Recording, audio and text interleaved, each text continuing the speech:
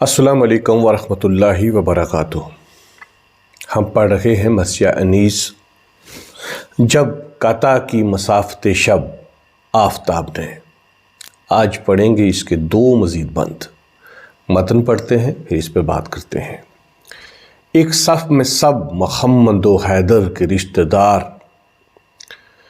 18 نوجوان ہیں اگر کیجئے شمار، پر سب جگر فگار و حق آگاہ خاکسار، پیرو امام پاک کے دانائے روزگار، تسبیح ہر طرف طے افلاک انہی کی ہے، جس پر درود پڑھتے ہیں یہ خاک انہی کی ہے۔ اب دیکھیے کہ جب پچھلا بند ہم نے پڑھا تھا اس میں یہ تھا کہ مکبروں کی جو تھی وہ تکبیریں آ رہی تھیں اور سب جو ہے نماز کے لیے تیار تھے، نماز کھڑی ہو چکی تھی فجر کی۔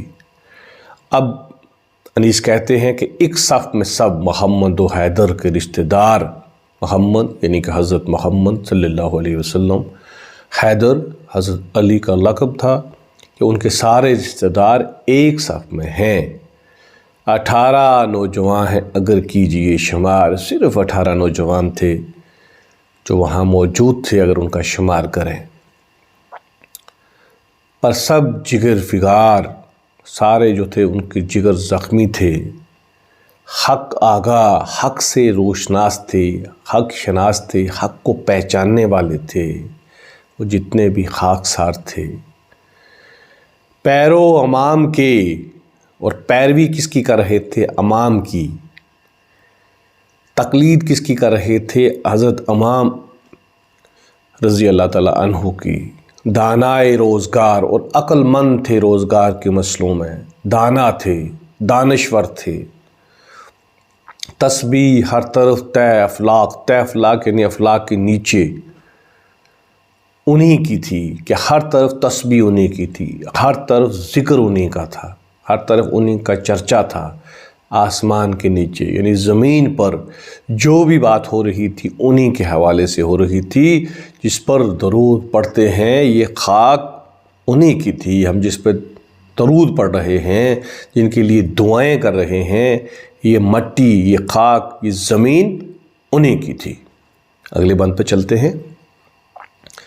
دنیا سے اٹھ گیا وہ قیام و وہ قعود، ان کے لیے تھی بندگی واجب الوجود، وہ عجز، وہ طویل رکوع اور وہ سجود، طاعت میں نیز جانتے تھے اپنی ہست و بود، طاقت نہ تھی، طاقت نہ چلنے پھرنے کی تھی، ہاتھ پاؤں میں گر گر کے سجدے کر گئے تیگوں کی چھاؤں میں۔ دیکھیے، دنیا سے اٹھ گیا وہ قیام، قیام یعنی کھڑا ہونا نماز میں، اور وہ قعود جیسے ہم قاعدہ میں بیٹھتے ہیں نماز میں، عطایات میں اس کی جمع ہے کہ جس طریقے سے وہ بیٹھتے تھے، طویل رکوع کرتے تھے، قاعدہ میں دیر تک بیٹھتے تھے، وہ اٹھ گیا، اب ویسی نمازیں نہیں ہیں۔ ان کے لیے تھی بندگی واجب الوجود، کہ وہ واجب الوجود خدا جو خود اپنے وجود میں کسی کا محتاج نہیں ہے، اس کی بندگی کرتے تھے، صرف خدا کی عبادت کرتے تھے، اپنا سر صرف خدا کے آگے جھکاتے تھے۔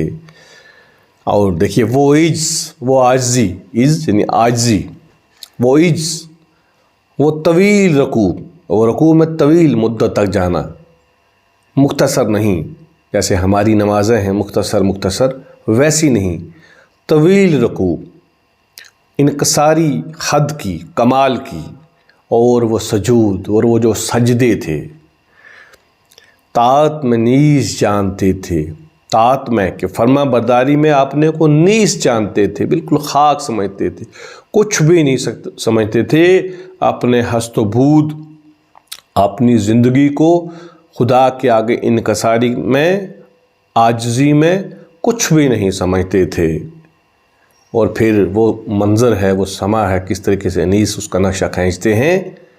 پانی بند ہے، گرمی کا موسم ہے، طاقت نہ چلنے پھرنے کی تھی ہاتھ اور پاؤں میں تو طاقت چلنے پھرنے کی نہیں تھی، کمزوری تھی، لیکن گر گر کے سجدے کر گئے تیغوں کی چھاؤں میں۔ تو وہ اس کمزوری کے باوجود، ناتوانی کے باوجود گرتے ہوئے بھی تیغ یعنی تلواروں کے سائے میں سجدے کر گئے، وہاں بھی اپنی نمازیں پڑھ کے اور ہمیں ایک نمونہ دے کے چلے گئے۔ تو نماز ہو تو وہ حضرت امام حسین علیہ السلام اور ان کے ساتھیوں جیسی ہو، وہ ہمارے لیے ہمیشہ ایک نمونہ رہے گی۔ آج کسی دوست کا میسیج آیا تھا کہ آپ معنی بھی ساتھ بتائیں، تو میں نے کوشش کی کہ معنی بھی بولے جائیں ساتھ میں، حالانکہ میں کوشش کرتا ہوں کہ لکھ دیتا ہوں ساتھ میں اس کے معنی، چونکہ جب شاعری پڑھی جاتی ہے اور خاص طور پر مرثیہ، تو انسان اتنا محو ہو جاتا ہے اشعار میں کہ معنی پڑھتے ہوئے ایک عجیب سی کیفیت دل پہ گزر جاتی ہے۔ وہ جو شعر کا ایک مزہ ہوتا ہے وہ کرکرا ضرور ہوتا ہے، لیکن چونکہ ہمارا ٹارگٹ آڈینس طلبہ ہیں تو اس لیے آپ کا مشورہ میری سر آنکھوں پر، انشاءاللہ میں کوشش کروں گا کہ آئندہ معنی جتنے بھی بتا سکوں وہ بتائے جائیں۔ اپنا دھیان رکھیے گا۔ خدا حافظ۔